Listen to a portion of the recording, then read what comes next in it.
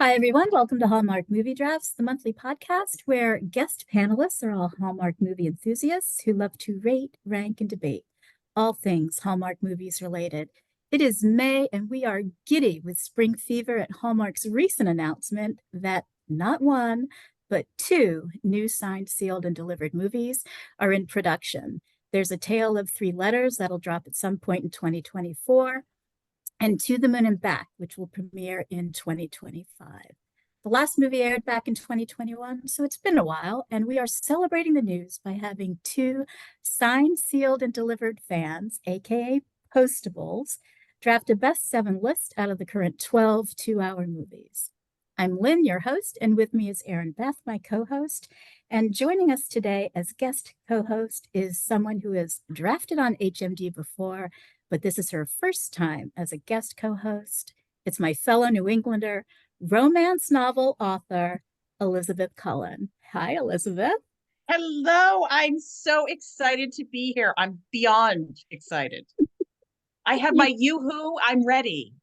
Are you ready? I just had a Yoo-hoo disaster with the Yoo-hoo carton that I managed to find here. It just leaked all over my show notes, so I am watering for the time being. You actually drafted back in April of 2023 for the Battle Royale edition, Yes. where you went up against Dan and Jillian, aka Lady Panda. It was crazy.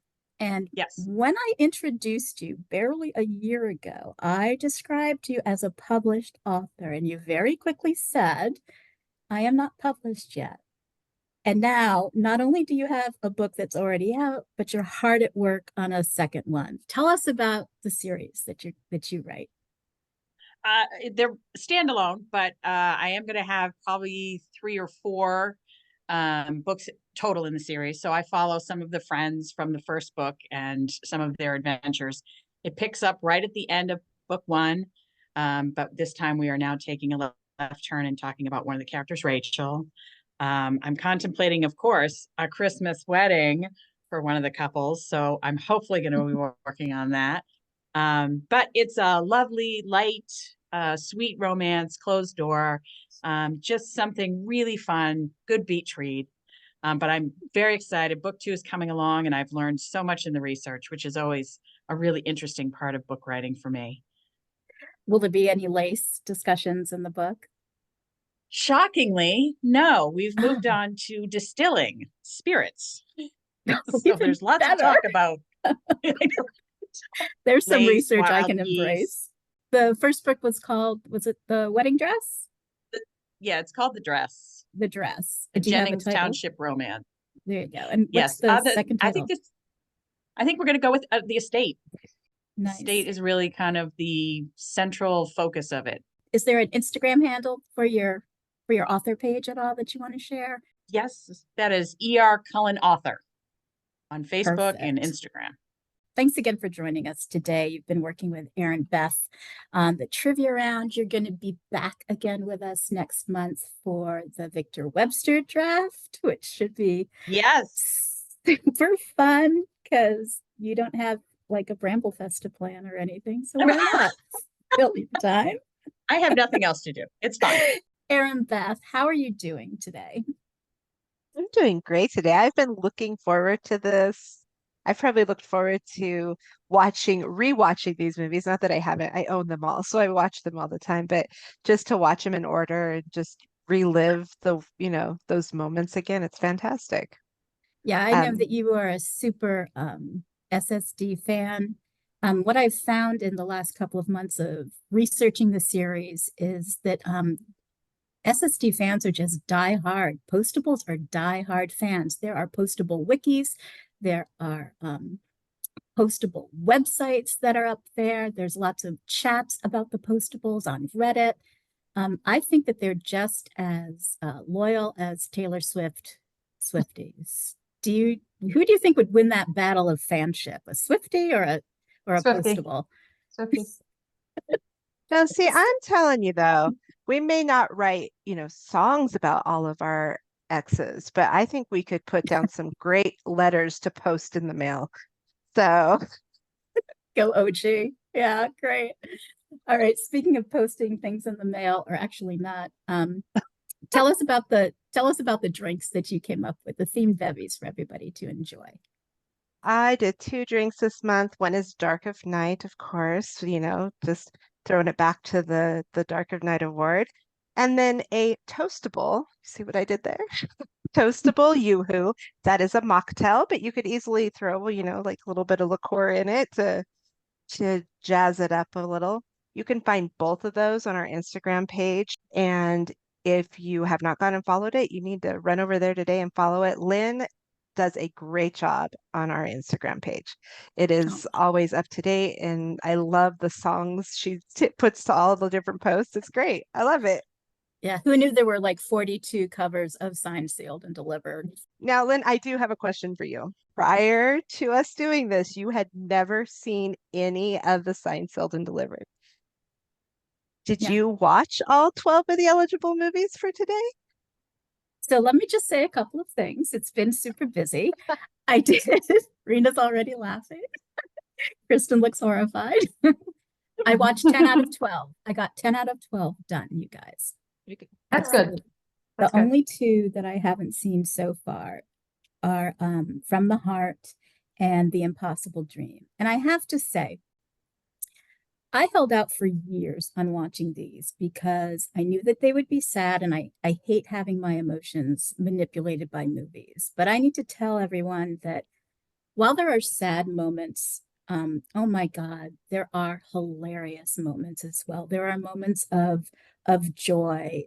There are moments of poignancy. The storylines are great. The writing is second to none. The acting is really good.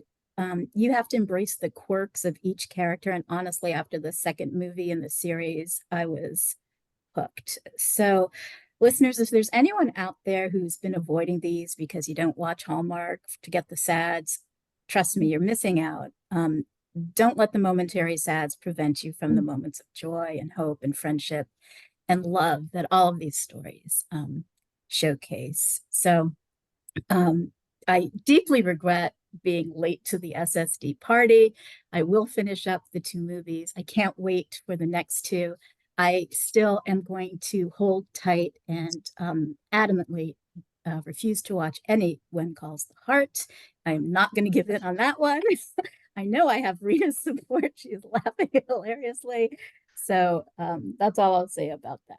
Anyway, before we get to introducing today's panelists, I do want to give a shout out to all of our new followers who are Postable fans, and especially to the hosting team at Deliver Me a Podcast, like right out of the blue. Just last night, they promoted this episode on their IG.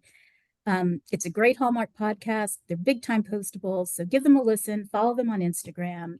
It's just so awesome when all of us who do Hallmark podcasts support one another. As you all know, Dan, Bran, Panda, and now even Brian at Deck the Hallmark podcast have been huge, enthusiastic supporters and great friends of ours at Hallmark Movie Drafts since day one. They set a high bar. So it's really lovely when new podcaster friendships are formed. Let's meet today's panelists. They're both making their first appearance on HMD. They are both loyal Postables. They are two of the nicest, most well-behaved double-deckers, and these SSD movies often center on positivity and love and mending relationships. So I feel kind of guilty pitting them against one another. But that's the way the game is played. I can't imagine there is going to be any chaos. Certainly not like last month's roller coaster with Dan, Bran, and Brian. Elizabeth, where the hell were you? I could have used you. That's shenanigans galore right there. Yes, I'm envisioning fields of flowers, hearts everywhere. I think these two are just going to gel immediately. But as I say every month, anything can happen. So who knows what's going to happen here? They've had several months to rewatch these 12 movies. They've each come to the game with their own personal top 7 lists. They've ranked them, and they're going to battle it out, or maybe not battle it out. I really don't know, to see to create that definitive top 7 list. So first up, I want to welcome our friend who is a fellow East Coaster. Hi, Rina. How are you? I'm good, Lynn. How are you?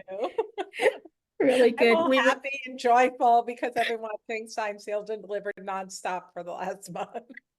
exactly, and we were just talking before we started recording about how dramatic your life is because you work in the drama world, right? I do. I live the drama every single day. And get paid for it. Lucky you. Whatever. So this is your first time drafting. Was it hard for you to come up with your top 7 list out of the 12? It was a little, although there were definite movies that floated to the top pretty easily for me, I have to say. Like my top 3, I think from day one, I knew what those top 3 were going to be. The others, were interesting. I will tell you that I was late to the Signed, Sealed, Delivered world. I didn't watch them when they were first on. I not necessarily like the series didn't do it as much for me as the movies do. I like the movies better. I like the story. I like the way they're formed better and formulated. But I love them. So yeah, it was a little hard to be like, okay, I've got to get rid of 5, but not that hard. I will say Not that hard. wasn't that hard. Well, I'm interested to see what you came up with and how the game goes. So thanks for taking the time to play with us today. So next up is my friend Kristin. How are you, Kristin? Good. How are you? Good. When did you first become an SSD fan? So, a little bit before the guys started watching them and did them for the podcast, I used to see them advertised and thought those movies look really stupid and dumb. I don't know why. I just thought they didn't appeal to me. So I'm same with Rina. I didn't watch them when they first came out. I would see them on that awful app, Hallmark Movie Now, and would just skip over them. And so then when I started watching them before the guys started review them, and then I binged the show, binged the movies. I tried to stay week to week with the guys. No, I finished them before they did because they were so good. So I don't know why I waited so long. Do you So have anyway, a favorite? I love them. Do you have a favorite character? No, I guess I like them all for different reasons. I can't pick one over. Maybe I'd pick Oliver because I really like Eric Mabius. Not as much as our friend Beth Ann does, but I don't think anybody could like him more than Beth Ann. But I don't know. I like them all. I really liked on the show. What was good about the show was the different guest people they would have. Like I loved when Carol Burnett was on there. So anyway. Oh yeah, loaded with guests. And I'm with Rina. There's some that I love, but there's making the list was hard. Like the middles, it was just kind of like there were a few that I'm like, okay. And I did re-listen to Dr. Hallmark's reviews of all of them because I guess I can't make a decision on my own. We'll see how influenced. I've seen your list. I've seen your list. I don't know if they influenced you or not. Some I would completely disagreed with them on them, but good luck to you as well. Let's talk about eligibility. So as we said, these had to be the 2-hour movies. It's nothing with the 1-hour series. You can see the list of the movies that are eligible on our Instagram and Letterboxd. The links are in the show notes. Let's talk drafting positions for this match. So unlike a best 10 draft, this is a best 7. So there are just 2 positions, A and B. Drafter A picks positions 7, 6, 4, and 2. So they get 4 picks. And drafter B picks positions 5, 3, and 1. So only three choices, but they get the number 1 pick, which when you're having to eliminate almost half of the list, anything can happen for number 1. And also, unlike a 10 draft, each position only gets 1 veto. There are no veto overrides in a 7 draft. So how do we decide who gets to be drafter A or B? That's where Erinbeth and Elizabeth come in. Rina and Kristin, they're going to test your SSD knowledge with a round of trivia questions. But before they do that, they're going to go over the trivia rules. And the first one of you to answer one question correctly gets to choose whether you want to be drafter A or B, and then we will start the game. So Erinbeth and Elizabeth, take it away. All right, so I'm going to go over the rules real fast. One, you cannot answer until I have finished asking the question or until Elizabeth has finished answering the question. No raising your hand before we've finished speaking. Number two, as soon as we've finished asking the question, raise your virtual hand. The first raised hand will be called on to answer. Number three, when I call your name, you must answer immediately. Any pause of more than 2 seconds will be considered a wrong answer, and the question will go to the remaining drafter. And four, after you answer, we will tell you if you're right or wrong. If you're wrong, you cannot guess again until the other drafter has made a guess. There are no clues, so if it's clear that nobody knows the answer, we will just move on to another question. Now, are there any questions from you guys? There are not any questions. We have some. So I'm going to let Elizabeth take it away. Listen close because this may be your only chance. Okay, ladies. In 1 in a Million, what did Oliver's father, played by the gorgeous Gregory Harrison, deliver to win his Dark of Night award? Kristin, you were up with that hand fast. Can I answer? Wedding dress. Yes. That is correct. That is correct. Very good. So, Kristin, you will go ahead and decide which drafter position you want to be in. And Rina, you get whatever is left over. So Kristin, drafter A gets positions 7, 6, 4, and 2, and drafter B gets positions 5, 3, and 1. Which one do you want? I'll take B. Kristin is going to go for B. She wants that. I don't know if that was the #1 right choice. position. There is no right or It is, wrong. It's fine. She's putting the pressure on Rina for drafter A, who has to not only kick off the list at 7, but has to do it again at 6. Yeah, I didn't want to go first, so that was kind of, yeah. So no pressure. So Rina, while you're thinking of what title you would like to announce for your number 7 pick, let me just kind of set the table here, because all of these movies have the same 4 lead cast. It's Oliver is played by Eric Mabius, whom we all adore. One of my favorite movies is How to Fall in Love, that he's in with Brooke Dorsey. Love that movie. Kristen Booth is Shane. Rita is played by Yamke Crystal Lowe. She was known as Crystal Lowe during the series, but she's had a name change since then.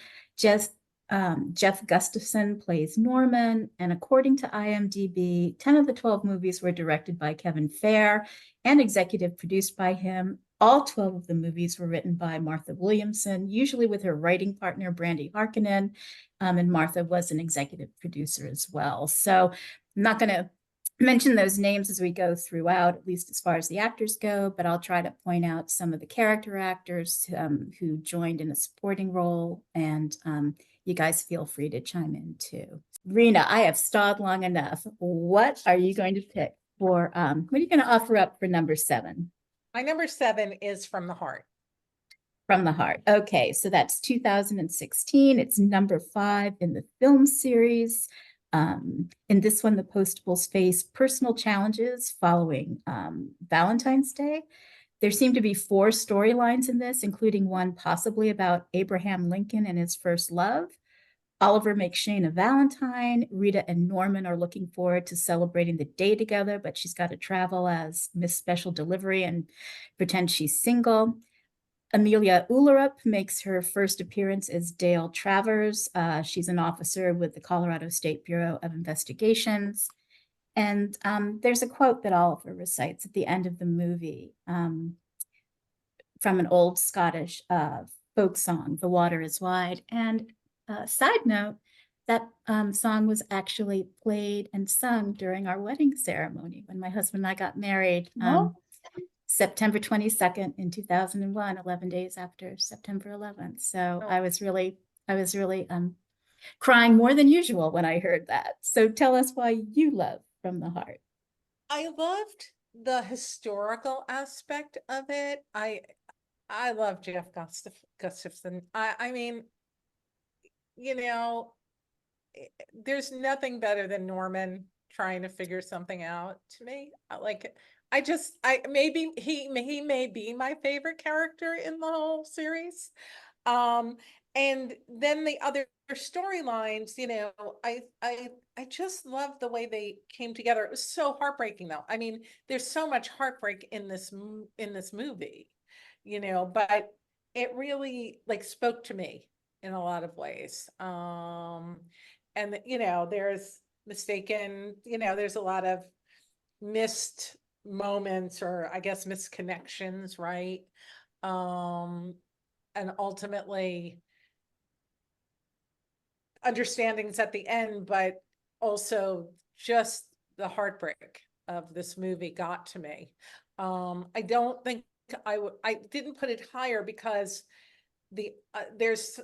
while it's a wonderful movie, it's not necessarily for me as uplifting as the other one. So that's why it's in number 7 for me. So that's why it's at number 7. That's one that I did not see. Kristin, what do you think of From the Heart at number 7? You going to agree with her? Use your one veto? I'm not going to use my veto. When I first watched it, I was like, oh, I love this one. But then as I kept watching more, I liked it less. I really liked the Abraham Lincoln thing. I thought that was interesting. But it's such a sad story. It's so sad. So those sad ones are really hard. But well, I liked it. Amelia Ullerup's wig is atrocious. It's just the worst. It's awful. And Kenny is in this. I was paying attention to the Hallmark people that were in this. That Kenny guy. You guys know Kenny's him? in this? Yeah, he's in it. I don't know Oh. what's his last name, but Elizabeth Cullen, you were shaking. You know who I'm talking about? Like Yeah, I Kenny. do. I'm Yeah, trying yeah. to picture him I in can't this. think of his, yeah. Remember where he He's was in this. I forget the parties in it, but I typed out notes and I was like, oh, it's Kenny. But now I can't remember where. Distracted by He might have Amelia's- been involved in the debate part of it. That might have been. Maybe he was with Yeah. the school with the debate. I But do remember seeing him. I just can't remember what he was. yeah, it's just a little blip. Yeah. Nelson Wong. Yes. Thank you. The wonderful Nelson Wong. Yes, Yeah, he's we were thinking of doing a Nelson Wong draft, but it was going to get really hard. But Yeah. I'm still working on it. You might see it in 2026. Who knows? All right. So we have locked in From the Heart at number 7, while Rina is thinking of number 6. Elizabeth, do you like From the Heart? What are your thoughts on that one? I do actually. I would agree with both of them that it's not as uplifting, but there's some really great lines, and the exploding mailbox changes the course of Oliver's career. So I really think if you're talking top 7 movies, that mailbox is really the foundation of the Postables, because that exploding mailbox changes where he goes. That's a But good then point. you have Good quotes point. of like in the letter that the kids are writing back and forth. She shoots off this line like, they're going to be looking for substance, not seduction, which I adore that quote. And wherever I will go, I will carry you with me. I mean, there's gravitas in so much of this. So yes, it doesn't have that uplifting, but for its foundational, some of the quotes, I think it needs to be on the list. I think, smart call, ladies, coming out strong there. Go, coming out strong. This actually is one of the 2 movies that Kevin Fair did not direct. Lynn Stopkowicz directed this one. Erinbeth, I know you have thoughts on this movie. What do you love about From the Heart? Well, it speaks to me on several levels. One is because the co-hosts and the hosts have a side hustle. This is a great placement for From the Heart. But more importantly, I was in speech and debate. I went to state in Denver, Colorado for speech and debate. So like it just really, I loved watching it and seeing the kids do what they did, and it's a good movie. I enjoyed seeing it's always that redemption arc, right? What happens to the kid, what happens to him. It's done very well. Very, very well. Nicely played with the host side hustle comment in there. I'm quite sure I'm going down in flames. Yes, listeners, Elizabeth, Erinbeth, and I all exchanged our personal top 7 lists before the recording started, and we are just trying to see how many of our titles from our personal lists get onto the ultimate list that Rina and Kristin developed. And one of us will be the lucky winner, and we'll just hold it and lord it over the other until the end of time. So there you go. All right, Rina, it's back to you. We have From the Heart at number 7. What are you going to offer up for number 6? So from number 6 is The Road Less Traveled. And All right. My reasoning for that, I think I might have some surprising ones on here, but my reasoning for this is, again, hello, Norman. But quite frankly, I love Jamie Lynn Sigler. I love the whole idea of the road trip, get them out of their, out of the DLO in a way. I thought they interacted.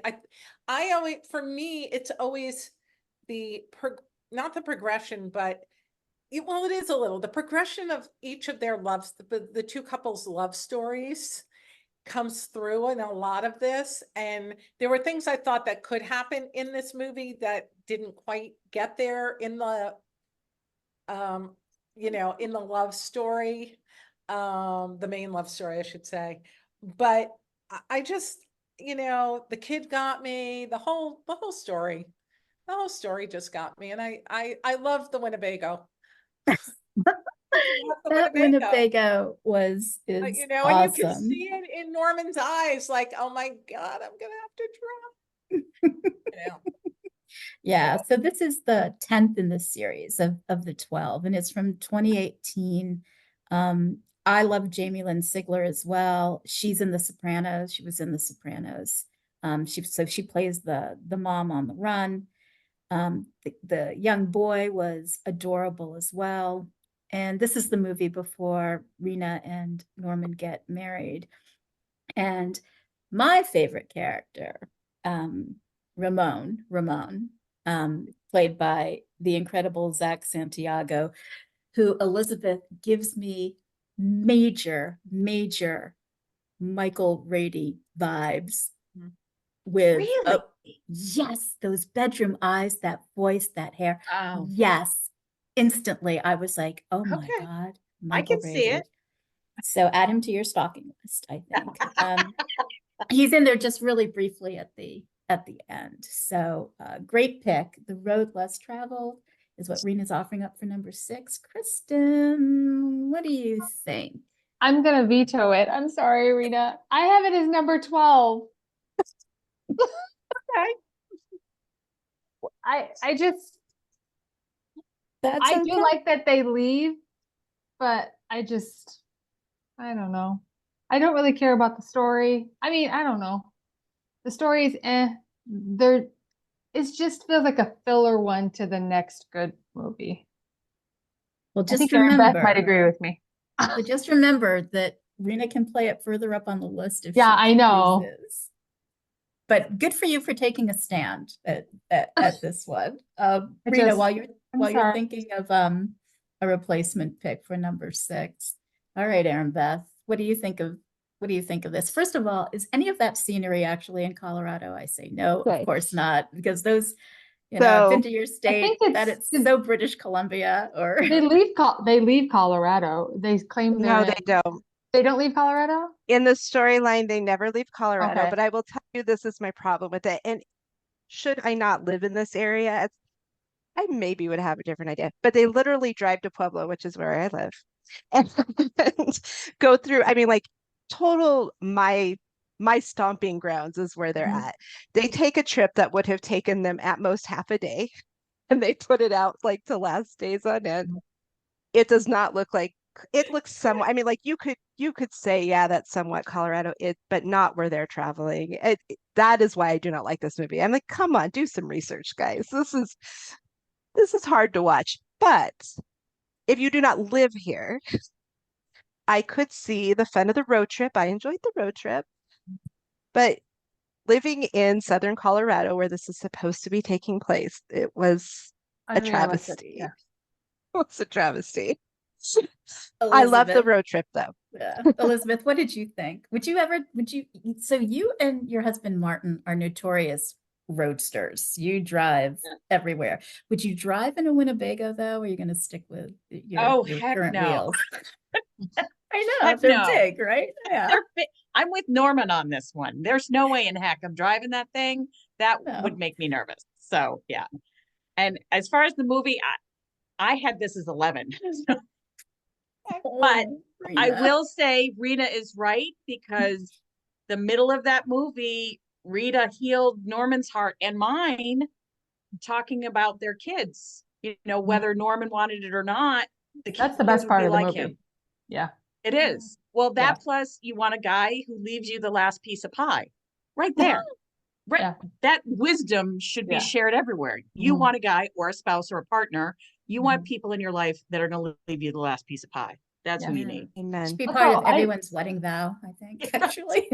I felt like Shane's sister storyline was like a throw in to be somehow Yes. connected. It just, Yeah. we could have done without it. It Yeah, wasn't, do we I ever think see you're her? right, Do we Kristen. ever, does she ever come sorry. up again? I The don't sister? know. She I does don't think not, so either. not Yeah. even in the wedding. Yeah, not even in the wedding. wedding. No. And I don't think I ever agree, came up it's like until filler. then. Yeah, it's Yeah. filler. Yeah. So I get And that. just for reference, it's Canyon City, not Cannon City, where they can Right. take it. Erinbeth, you know how It was so the- frustrating. It was so frustrating to watch this movie. you know how I feel about those things when Hallmark, shoots something in Vancouver and it's supposed to be in Chicago and they're walking up a hill. Yeah. And I'm like, yeah, not so Yep. much. You know how I feel about that. I'm like constantly commenting on that. That doesn't happen in Chicago or New York. No, it can't. All right, what's going to happen at number 6? Because whatever you say from here on Right. in, Rena, it is locked in. So So this is hard because, well, yeah, I mean, I'm going to tell you what it is, but it's hard because there's kind of like a togetherness or a duality about certain choices. I picked The Impossible Dream. okay, The Impossible Dream. So this is the second one that I did not see. Those were the only two. So that's 2015. It's the fourth in the film series. The Postables evidently testified before a congressional committee about an American soldier missing in action and presumed dead, whose daughter they met previously. Rita's the National Miss Special Delivery. She's in the pageant. So I'm wondering, because I haven't seen it, is this a follow-up to Truth Be Told? Is this about Phoebe's missing, presumed dead mother? Is that what that Yes. is? All right, so tell us about it. Tell us why you like this for number So, 6. Partly because it was the follow-up and because I like the way they did the story arc. But also Rita is so great. I mean, what she does as a character, what the actress does, Yankee Crystal, is she's just wonderful, and the heart of that character. And she's so committed to it. Just, I love that. But the storyline, look, there's like 800 wait what's in this movie, in terms of how they're testifying in front of, the committee, and how the committee, although the committee, I think, sometimes acts the way I would imagine some of these committees do act. But I just love the way those two movies came together, which gives you a hint on what might be on my list. But I just thought it was a really great arc, and I was really glad that they finished the arc for us. That there was, that we Closure, maybe. got the closure. You from got the it. closure. Thank you. You're words. welcome. Chris, I know words sometimes. Oh my goodness. So, Kristen, I know you can't do anything about it, but how do you feel a little bit better about The Impossible Dream at number 6? Yeah, I had it. I had it 8. I do like it. I like it better than The Truth Be Told. So I guess maybe I'm showing my hand there. But I like the tying it all together. I kind of wish Awesome. the two would have been one. I don't know. There's But I do like this one. Really? This one is more emotional, so I liked Yeah. that. I don't love military ones, but I say that, but then again, I'm probably gonna that's Here gonna be we like a go. lie. Don't send me So- your negative letters, No. people.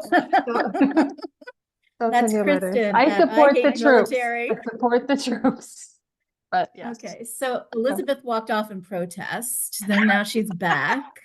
Kristen's I did talking not. about how she doesn't support the troops, but does, or I don't know. So I'm just gonna I'm tossing it to Erinbeth for a Next, second so I can next. wrap my head around this. What do you think about The Impossible Dream, Erinbeth? The Impossible Dream was okay. It's not one, I mean, it was 8 for me, so it almost made it. I do like it more than Truth to Be Told. I have the same issue with military Oh, movies because it's not military, because it's not even close to how it would truly happen. That's why. Because I respect the military enough to know it's not this simplified. How is that, Lynn? Gotta get everyone's all the coming out of the woodwork. Elizabeth, are you just going to make us a whole troop of military non-supporting people, or what? I might can't have even. to after this. I know. What do you think of The Impossible You know what? Dream? I had this 7, but I have to tell you, the speech in front of that committee should not work. Shouldn't work. But gosh darn it, all to heck it does. It gets me every time, and it shouldn't. And we have a Norma and Rita kiss, Mhm. and there's just, and then there's Rita's book. It's just, yeah. And it's the formation of the O'Toole. That's again, the foundation of that. So there's a lot of great elements in here. I mean, I know you guys hate the military, but for the rest of us, I mean, we've got that kind of bring them home, the soldiers. I mean, yes. Do they tug on the heartstrings and we shouldn't fall for it? I still do. Please. They could play me like a fiddle and I'm okay with it. Play you like a fiddle. She's thrown us all under the bus or under the Winnebago. I don't know which at this point. But Kristen, it is your turn to tell us what you might want to throw out at number 5. This is your very first pick ever in the history of HMD. Well, this is going to be really hypocritical because my number 5 is Lost Without You, which is a military one. Do you want me to explain? So Lost Without You, sure. So this is number 7. It's from 2016. There's this package that maybe someone's bucket list, it's got some other stuff in it as well. And it shows up in a prop mailbox. It's being used in a TV commercial. So the Postables are put to the test. It seems to be from a veteran and maybe a matter of life and death. In this one, Oliver and his father, Joe, who is the very yummy Gregory Harrison. Oliver and Joe go on this father-son camping hiking adventure that ends up putting both their lives at risk. Amelia Ullerup is here as Dale, and she's searching for Oliver and Joe. There's a fabulous dog who doesn't love a dog.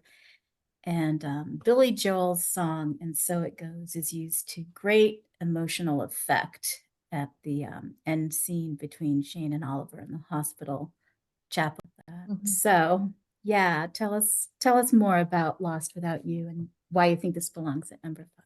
So a lot of those things, like in regular Hallmark movies, I'm not a huge dog movie person. They always seem to be terrible. But I love this dog in this story. I love the story of the military, the guy with the dog. I don't know. That's the kind of military story that I like, I guess. It was so emotional. And then the fact that the dog then goes and rescues Oliver and his dad. I want to know, is that canyon? Did they say in the canyon, right? Erinbeth, you'll have to speak if you've been to that canyon. I have not. I think the guys looked it up and did some research. That is what Colorado looks like. So they actually did hit that right. So it's possible. I think that is a real place though. Okay. But I mean, they get rescued. I have in capital letters, they bring back the song in the chapel. I love that song. I love Billy Joel. I mean, all this, it just worked for me. I really, really liked this episode. So I hope it stays. I hope it stays. I love that song too. I can play it on the piano. I can't sing it all the way through because I just start crying, but it's my favorite Billy Joel song. All right, Rena. So we found out some interesting things about Kristin just now. We found out not only doesn't she like the military, she doesn't like dogs in movies. So I'm not quite sure what she's doing here, quite frankly. But I do know one thing, Kristin loves royals, so I do know that. So, But I don't like corgi movies, but she so doesn't like corgis. She's very yeah, that's- particular. She has a very finite niche of Hallmark movies that she likes. So are Nobody you likes going to corgi movies. Thank you. are you going to crush her dreams by vetoing Lost Without You at number 5? What do you think? Absolutely not. It wasn't on my Okay. list, but I will Oh. absolutely not veto it. Thank you, Rena. I get it. So I think it's interesting, for me, okay, so it's also interesting that I love these movies and I love Christmas movies, is that I don't celebrate any of this. So like I'm not, I've never been to, other than a wedding, been to a church in my life for a service, or funeral. So sometimes the faith-based stuff that happens in a movie doesn't resonate in the same way for me, even though I am a person of faith, just a different faith. So that's where sometimes it's like, for me, I think I got into the Postables late, or into the Sign Sale Delivered world late, because I was like, oh, I think they might be a little too faith-based for me. And then I started watching them. I was like, oh my God, these are amazing. And personally, I think Martha Williamson should actually be writing When Calls the Heart, because then Dan might like it. And the relationships might be more interesting and real. Because I think she's a phenomenal writer. I really do. Everything about what she writes and the humor that she has, that she brings to her writing, and the truths and the beauty. I'm just such a fan. So, but this particular one didn't resonate for me, because I'm not one of dogs, animals in movies. No. I don't love when people are put into dangerous. I'm just not like, we're in a dangerous They were- position now. They were I camping, for goodness sake. Come on. watch Hallmark movies, so I kind of know how they're going to end. But those things where people suddenly discover. I mean, Oliver's always been a person of faith, so like I always think he's going to come out on that side. But some of it just doesn't resonate personally for me, so I think that's why it just wasn't on my list, quite frankly. That scene in the chapel, Elizabeth, with that Oh. song playing, I can see you tearing up right now. I was like, keep talking, I'll just cry. It's just, it tugs at the heart, and the kiss that's just the kiss of it on the hand. I mean, Oh. there's just, it's just all so beautiful. So listeners, really, I know we've been talking about sad stuff and there are elements of religion and faith, but honestly, you're missing out if you don't check this series out, because there is so much joy and there's laughter, and this is great writing. I would say, and this is a great example, we've got that chapel scene, which, God help me, I'll just bawl talking about it. And you have Eleanor, this is where Eleanor in Passport passes away. Right. But you have that juxtaposed with poor Norman and the hottest mole sauce that Yeah, this guy. I didn't mention that. Yeah, yeah. It's so Right. random, but it's a Right. great it balance. works. Yeah. Good point. Good point. All right. So we've got Lost Without You at number 5. So we are back to Rena to do number 4. You guys, we are grooving right along. Erinbeth, did you like Lost Without You? Did you like the dog? Did you like the veteran? How did As you long as feel? the dogs don't talk, I would like to have as many Yes. dogs as possible in movies. Like, you cannot have enough dogs. I cried so hard over every little Yeah. part of that, at the dog and him coming back, and I mean his t-shirt, and Yeah. Stop it! Stop it! You're killing me. it is a fantastically wonderful movie. Like, it's just really good. And I'm all good for it. So Erinbeth, I hope that your little dog Hamilton will come and find you should you ever get lost somewhere. I think he absolutely would fall asleep 2 seconds into the hike. So I don't think he's finding me at all. This little teeny tiny puff of a dog. He weighs like half an ounce or something. I think my Yoo-hoo weighs more than your dog, quite frankly. All right, we've stalled. We've given you plenty of time, Rena. You are back at bat for I number know 4. this is going to be controversial. I really do. And I'm so sorry because I know you don't have a veto anymore. But As she laughs. well, the I'm vows so we, sorry. the vows we I'm make nervous. is the next one for me. Which one? The vows we make. The vows we have made. So 2021, this was number 12. It was the last one. We're all anxiously Yeah, awaiting sorry, the the vows next we have one. made. Yeah. I'm sorry. I know it's controversial. I do. No. So this is I will never leave you. I will never leave you.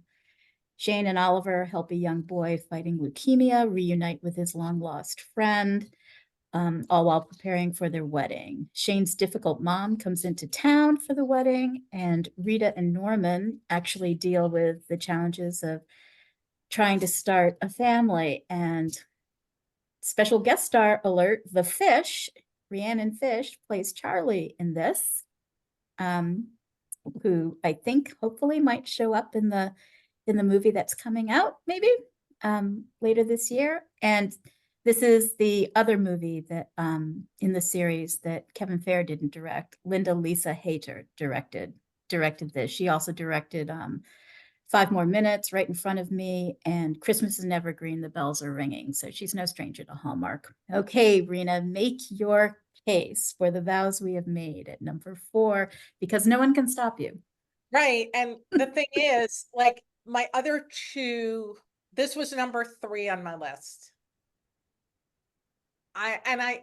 The reason it was number 3 is because there were 2 movies I just really liked more than this. I love this movie. Don't get me wrong. I love this movie. It is beautiful. It's the, when we thought there might not be any more movies, it's obviously there's a lot of closure, things are tied up. And I think that's part of why I didn't love it so much. I think it was going to be too predictable, even though the other storyline, was very emotional, but I felt like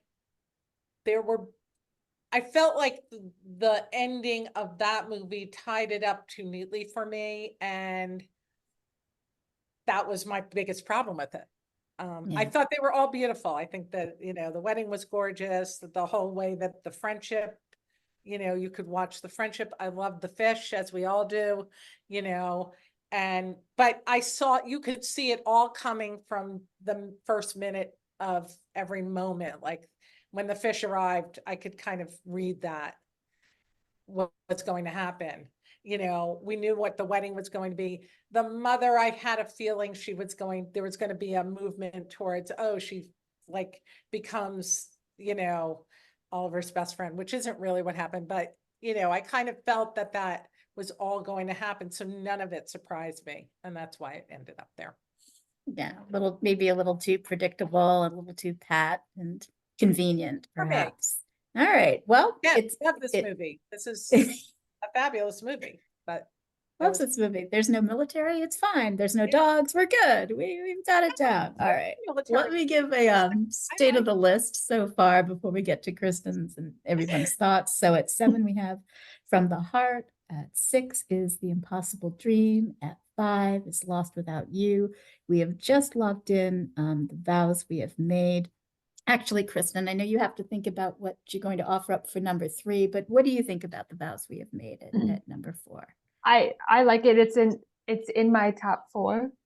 I don't want to say where I had it. I like it.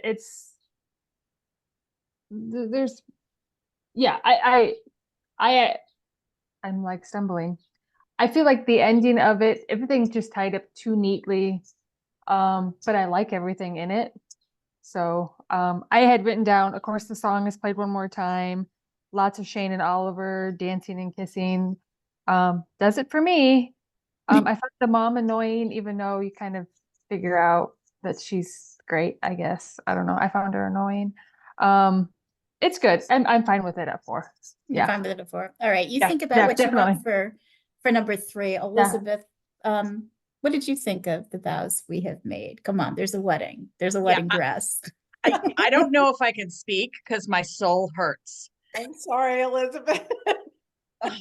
Rina, I know, yes, you would think it's got a wedding gown totally up my alley, and you're not wrong. But I have to say, Eric Mabius is transcendent in this movie, and that's what elevates it for me. His emotional anxiety plays out so well in his nonverbal, just working through the issues. You can see it on his face and in his body, and it just kills me in the best possible way. And then, of course, there's a dress and a wedding and all of the great things. But even though her dress gets dirty at the end shot, which annoys the hell out of me, but I'm just saying, for me, it is Eric's portrayal in this one that just kills me. It's beauty in the ashes. Found family is the best family. I can't believe you put this in 4, Rina. Hey. It would have been a little Killing me, higher, woman. except I don't have that.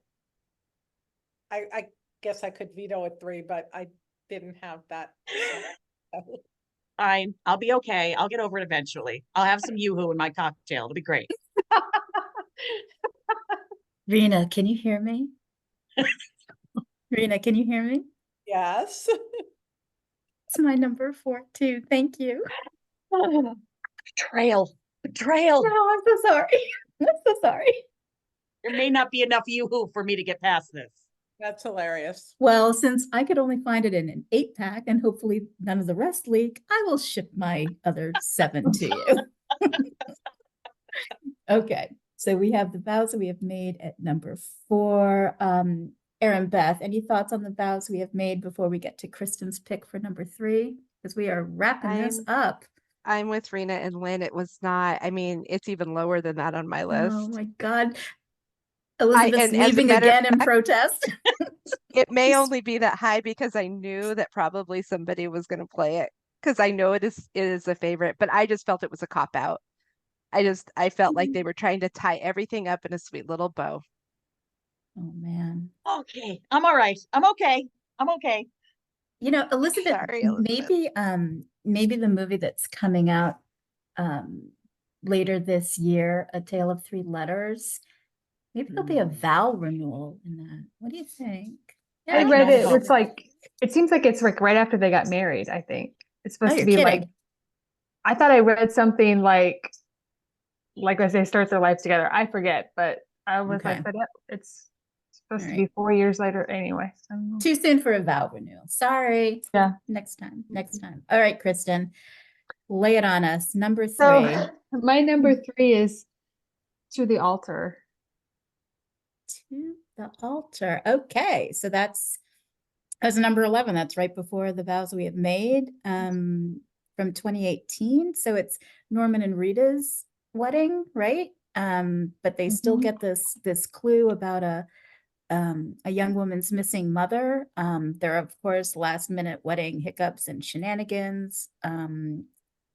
Rita's mother has an unexpected accidental death while spelunking. So, yeah, that was interesting. And this one is filled with, the usual joy, sadness, laughter, and tears. And there's a wedding dress mystery. I think. Tell us why you like this for number 3. I like all the wedding stuff, even though it's kind of typical, everything's falling apart at the wedding. I like Carol Burnett in this. I like the green tie situation with Oliver and Shane. I don't know. I think I like this one better than the vows we made. I personally, even though I like the other episode, I just find this is a better episode. And I wrote down, this is for sure the Elizabeth Cullen episode, right? And I wrote that in my notes. So I think it was all the wedding dress discussion. So. All the wedding dress discussion. Rina, here's your chance. You can get back at Oh, Elizabeth. And Kristin, it's you so can veto getting this. vetoed. You have no idea. That is using my veto. Okay, You're you're using your okay. veto? I am using my veto. All right, that is coming out of Elizabeth, number don't get upset. Don't get Too late. upset. three. Don't get Cermak. upset. It's okay. Oh my gosh, Kristen, you think about what you would like for a replacement. I will recap for our Yep. listeners that the five of us here, evidently, we are not big military fans. We're not particularly loving the dogs. We like weddings, but not wedding dresses. Maybe I don't know what kind of heathens are we? This Vetoes can be strategic. Kristen, save us. What is Um, your replacement? I'm gonna pick what I had as my number 4, which is Higher Ground. I just Higher really Ground. like that movie. Yeah. I love the story. I love that musician. I don't remember his name. Keb Mo. Yeah, amazing. And I love that he comes back in one of the wedding episodes. The only negative is Steve is in this movie. I can't stand the character of Steve. The whole taking Shane away to be a hacker. I hate that whole storyline. But the storyline of the letter, that couple, I love so much that I can forgive that Steve is back again trying to steal Shane. And then in the end, Norman proposes to Rita. So I really like this story. So I'm happy with I'm happy with this one at 3 because I had it at 4. So it's perfect. Well, you're all out of vetoes, so this one stays. This is number 5 in the no, wait a second. This is number 8 in the series from 2017. It's really beautiful. Everything that you mentioned. So Keb Mo, actually, I have a few of his CDs. He's such a good blues, jazz singer, guitarist, Grammy winner. I didn't recognize him, but I recognized his music, and that's when I sort of Googled to see who the cast was. I love the fact that, to me, I might start crying because I just wept through this thing. This is about not giving up hope, someone that you love and you miss might come back. Oh my gosh. Really, just beautifully, beautifully, beautifully done. And that kiss at the end where Oliver, grabs Shane and pulls her in for a big one. It's just lovely. So thanks for making me cry. Okay. Higher Ground at number 3. Rina, what are your thoughts on Higher Ground at number 3? Higher Ground was my number 2. Awesome.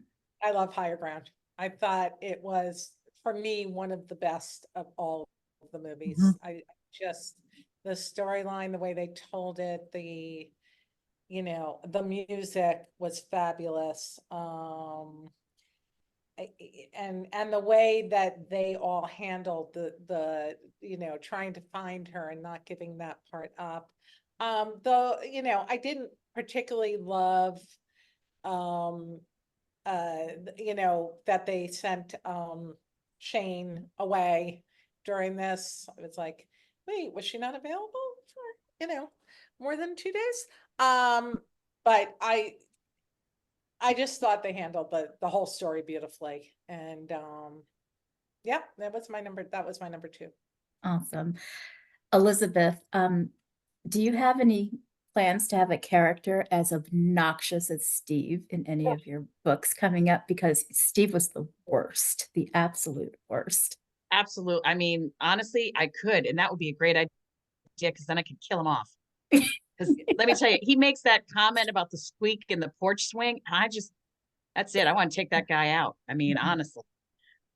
I mean, yeah. I mean, that's another, we talk about the lows and the highs. You have that Steve, him being the ding dong, I'll say, that he is, making those comments. But then you have, never in the history of the universe has a hand on a banister been more damn romantic, because that's the kiss we don't see. I mean, talk about angst. I go from wanting to slam Steve to like, I want to go find a staircase with a really good banister. I mean, come on, people. Just, I'm not touching that. I'm not going into the cussing closet or the smut closet. These movies are so chaste in their love. Yes. There's not a lot of bodice ripping, but I do think in one of the episodes, the one that Phoebe, the girl that's being bullied because her mom is missing in the military, we talked about this. I do believe that Rita hands her book, and it's like this massive stack of papers, and she's like, "What is bodice ripping?" She asked something about bodice ripping, and I thought of you. Elizabeth, thought of you.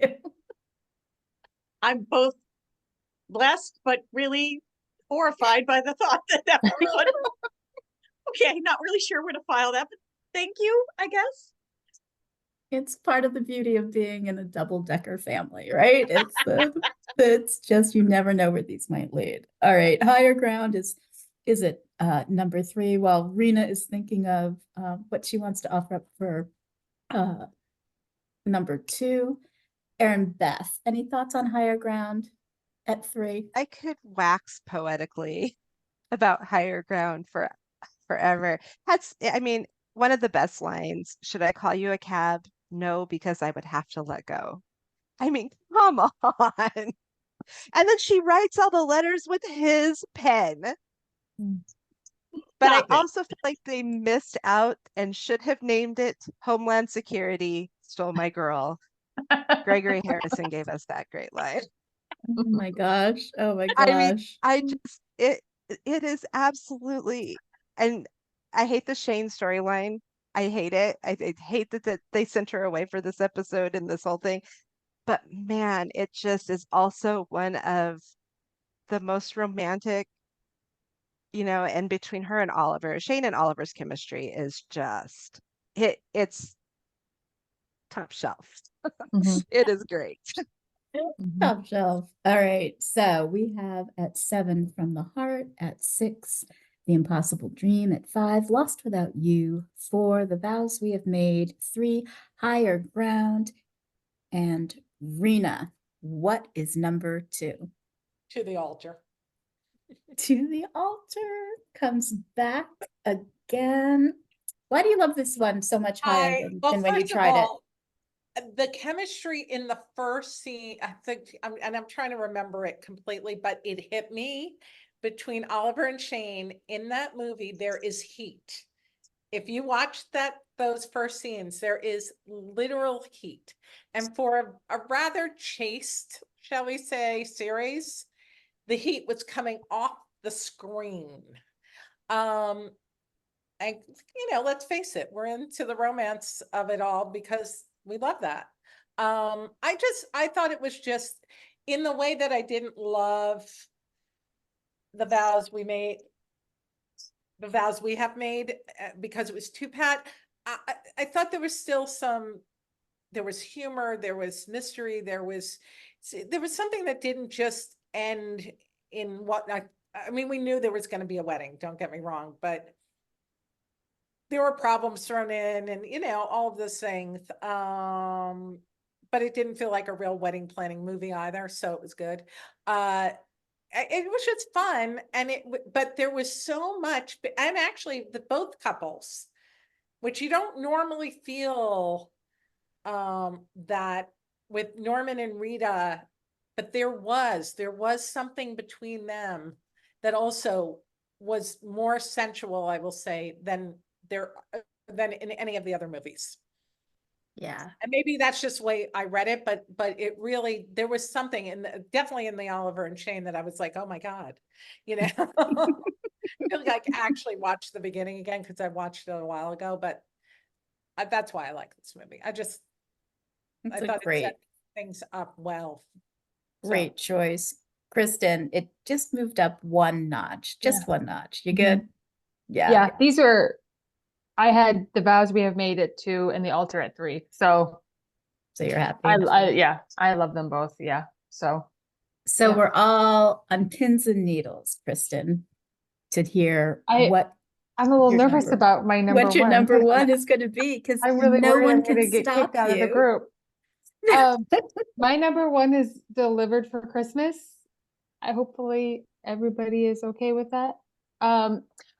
Anyway, it's a Christmas movie. I compared every movie to that one.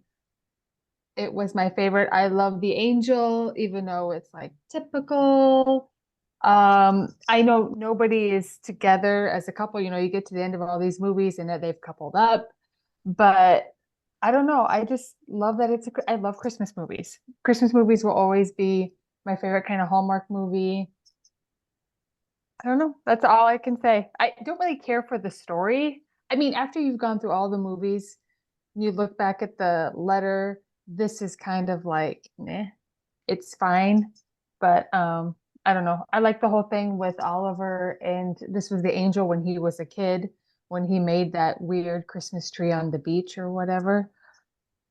Oh, I don't know. Yeah, this That's is the my first number this one. is the first one in the film series, Mhm. not the pilot, but the Mhm. first 2-hour film series. So it's from 2014.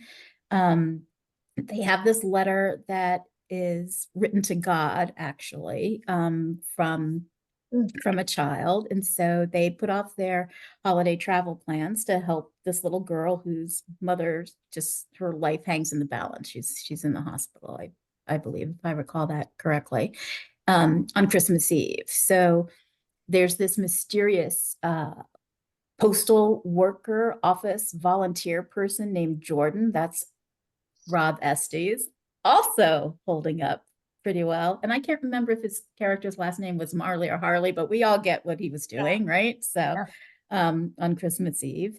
Yeah. And Marion Ross is in this as the former Sunday school teacher. So it's a beautiful, beautiful story. Lots of Like he gives the letter like Shane wrote as a child too is in there. So Yeah. I don't know. But yeah, I that's think my number one. I think that's her number one. Rena, what do you think about Delivered for Christmas at number one? It wasn't on my list. No, again, Christmas movies, I love Christmas movies. I love the Hallmark Christmas movies, but Christmas movies that are more faith-based Christmas movies just don't have the same resonance for me. They just don't. So I liked it. I loved, I thought the storyline with the child was very sweet. I thought it was cute, poor, Shane having to like give her what was it, her watch for the sheep, wait, where are we gonna get, what was it? Oh, her necklace, right? Her necklace, yeah. Necklace. Mhm. Thinking of another movie. For the sheep, it's very touching and all of that. So I'm going to say this because again, I've never seen anything from Martha Williamson before, other than like maybe the sitcom stuff she's produced. I never watched Touched by an Angel? No. Never. Yeah. Like it would just never have been a movie, a series that I would have necessarily gone to. So I did feel like when I was watching it, I got the whole Marley thing. I got the whole thing because I've done 100, Christmas carols in my Christmas life. carols. But again, though, it just, for me, it just doesn't resonate. So it just didn't appear on my list because it was like, oh, it's another Christmas movie. And believe me, I have a list of 100 Hallmark Christmas movies that I adore. This one just didn't resonate in the same way for me. Yeah. That's okay. That's all right. I think we have a fabulous list. I want to find out how Elizabeth feels about Delivered for Christmas at number one. What are you thinking? I couldn't read your expression when Kristin said it. I just saw you reach for your cocktail. That's all I saw. I was clutching it a little bit, just a tad. I mean, it does get extra points for Christmas. I think it is a little heavy-handed, but we get Rita's owl origin story. We get Oliver's marriage breakup, and Kristen Booth is amazing when she's confronted with the letter. Her acting is just, it's a beautiful moment. I think one of my issues is, and this is horrible, I've gone down the rabbit hole a little bit, and when Shane trades the necklace for the sheepskin, I happen to know that the necklace is upwards of $700. So I practically kind of choke when I think that she gave up a $700 necklace for the sheepskin. But I mean, who am I to judge? But it's a solid movie. It shouldn't work because it is heavy-handed, but it does because it's Christmas. And I like that they also address the darker side of Christmas, which is sometimes you're not in a good place for Christmas. And sometimes you don't have that in you. I think they do it quite well. I think they talk about it quite well. And I think they address it quite well. So number one, yeah, it's no wedding. You know, there's no wedding and there's no wedding gown, but I guess I'm going to have to just live with that, Rena. Thanks very much. But it's a good movie. It's really, really good. It's a good movie. Okay. What about you, Erinbeth? What do you think of Delivered for Christmas at number one? Even though For a there's no wedding in movie it, for a or movie a that was dog, built to make you or a cry. soldier, or Kembo. But you know who it does have? Who? Rob Estes Oh, from Silk seriously. Stockings. Melrose I swear he Place, hasn't aged at 90210. Yeah, I know from Melrose Place. Yeah. Yeah, I mean, my gosh. I would say I know him from Melrose Place, but definitely fell in love with him during Silk Stockings phase. But I mean, seriously, the movie was made to make you cry, and it did its job at every turn. Mhm. And at the very end, when they show back up, and he says like, "Oh, did you miss your plane?" And they said, "No, we missed you." It's just so well. Like I said, if they wanted to make you cry, they did their job. It was a good movie. Was it number one? Not sure, but it was on my list. So So yeah, my I husband enjoyed it. actually watched that one with me the other night.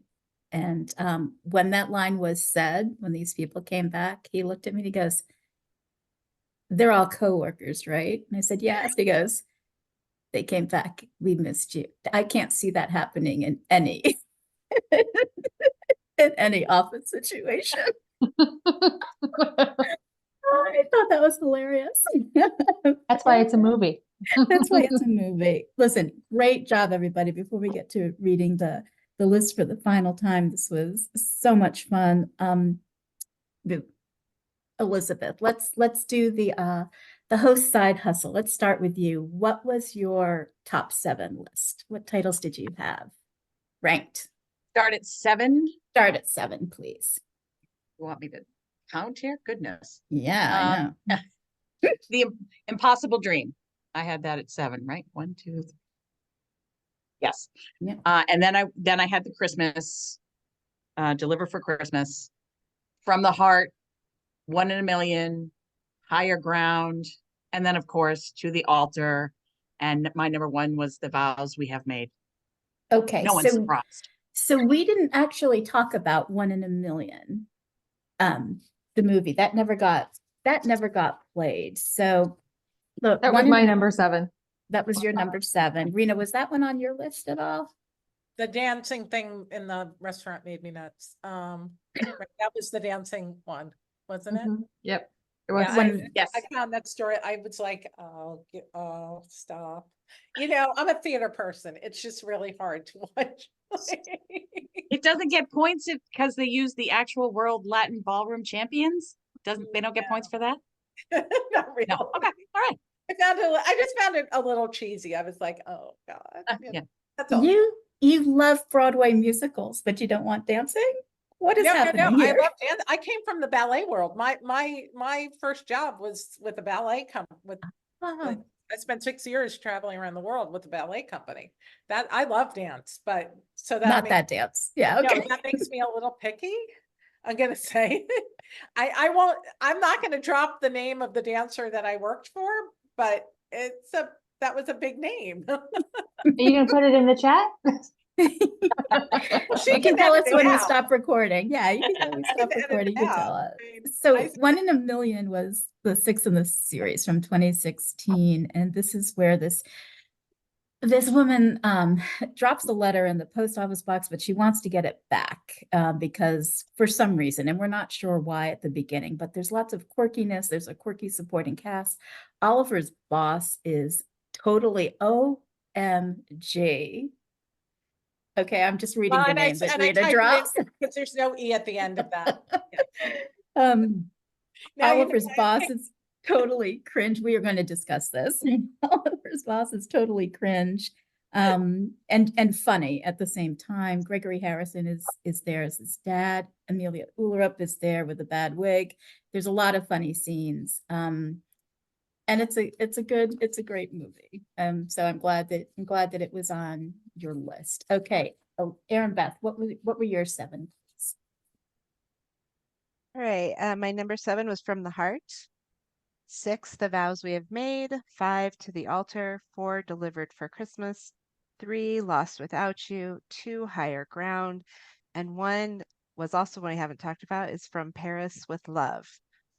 All right, tell us about Paris with Love.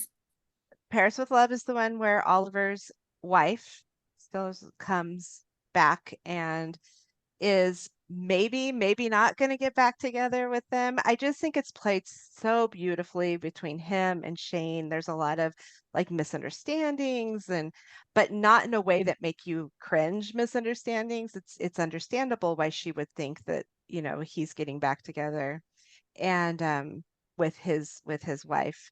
But it really is that moment where for sure Shane and Oliver are going to be a thing. And I think that's why it's my number 1. Like it just reaches this point where it's like, yep, they're putting them together. And I think it's just a beautiful movie. So that's the second in the series. And I was really surprised that they made it really clear that Shane and Oliver were going to be a thing that soon into the movie. But I guess this TV series came first. So maybe were they already establishing that? Okay. Yeah. I'm getting a lot of head nods. So that's from 2015. Holly, Oliver's missing wife, is played by Poppy Montgomery. I would be remiss if I didn't say that When Calls the Heart, Kevin McGarry is in this. He plays Joey Castellucci. He's the husband who is doing divorce papers, and that's what got lost in the mail. But this is where Zach Santiago as Raymond has this hilarious dance scene with Rita that is just so funny. She dances worse than Elaine on Seinfeld. I mean, it's just crazy bad, and the two of them together are too funny. And this is the one where Oliver gives Shane a porch swing, and that conversation on the porch. Again, just beautiful writing where they seem to be talking about her position and her job, but all those words that they're saying are talking about their relationship as well. I mean, Martha Williamson, I never watched Touched by an Angel either, Rina. But I think I would watch almost anything that Martha Williamson writes at this point, just from this series alone. So great choice, Erinbeth. All right, here's mine. Top 7, here we go. Don't hate me. Number 7, Truth Be Told. 6, Delivered for Christmas. 5, To the Altar. 4, like Rina, The Vows We Have Made. 3, 1 in a Million. 2, Higher Ground. And my number 1 was Lost Without You, because I will just keep crying through that. So, Rina, tell us what your top 7 were, please, on your personal list, because Erinbeth is going to tell us how many points you each have and who is the actual winner here. Number 1 was To the Altar. 2, oh wait, do you want me to go? Which way do you 7 want to me 1, sure.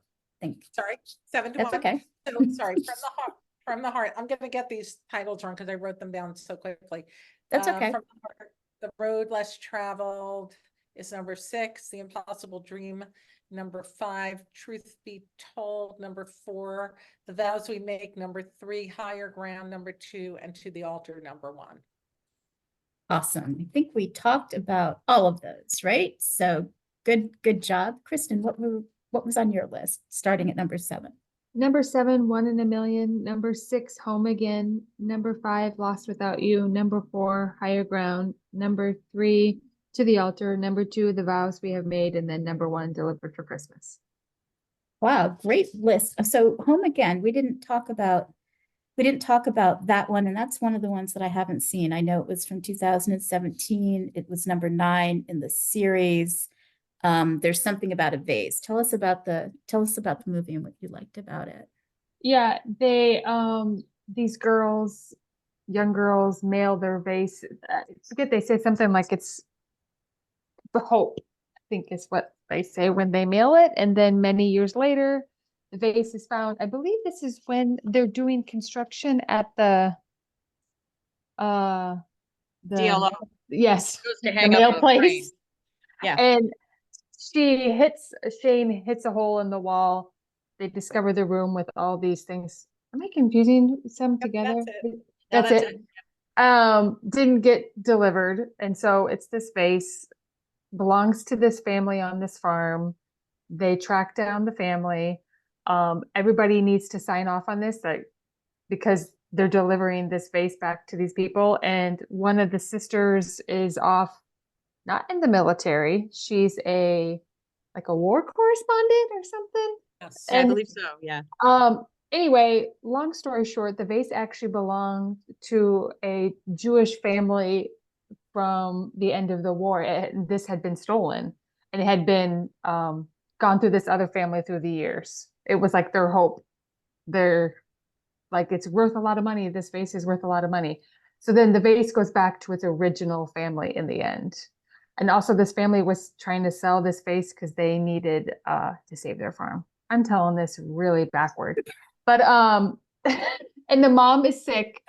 So in the end, Oliver buys the farm, or his foundation buys the farm, and Rita's family, her parents, are going to run the farm. And then they kill her mom off, in the next movie or something. But I thought that was all yeah. They Oh, do yeah. all right. that- the way it worked. Did I Is miss that the way it anything? works? I think you're right. I'm trying to find my. Yeah. Anyway, I and then think you're right. the third sister does come home, the reporter, because they do Mhm. contact her, and she does come home. But it's good that she's come home because the mom is gonna die. It's just a Okay. lot of sads. Yeah. But I liked Oliver and Shane on the farm.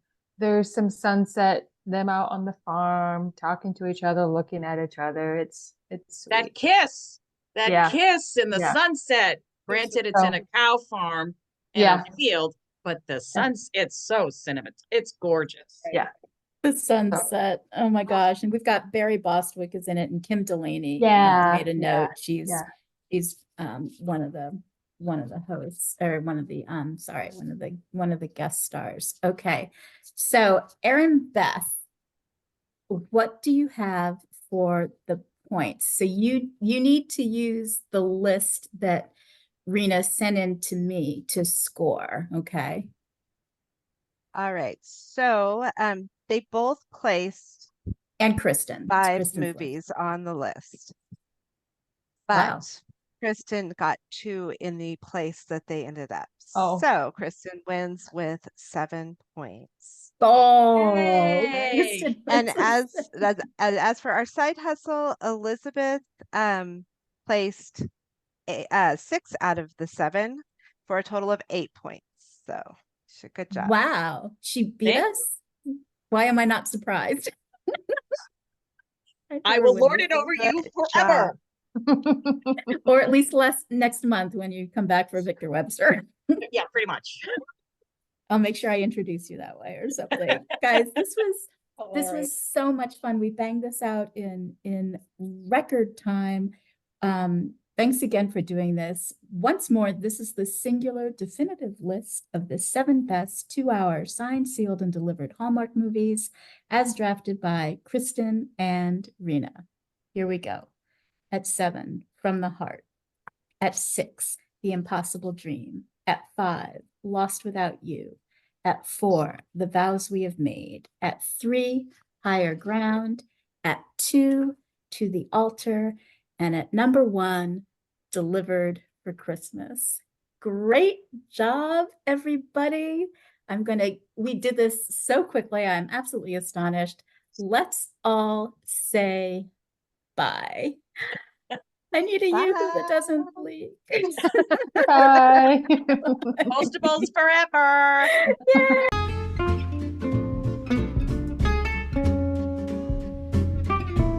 Hallmark Movie Drafts is a monthly production. Stephanie Prichelle creates the movie synopses using descriptions from IMDb or Hallmark.com as a base.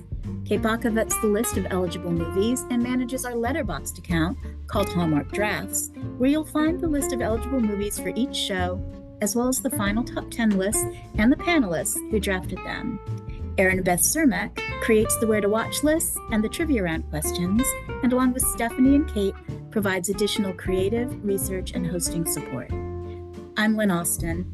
I'm the showrunner, producer, and host. I staff the panels, create the show topics, manage the production schedule and the HMD socials, and edit and publish the podcast. Intro and outro music is provided courtesy of Amato Zapana. Thank you to the Deck the Hallmark Double-Deckers who share their passionate opinions on these Hallmark movies that we love, or maybe not love, so much.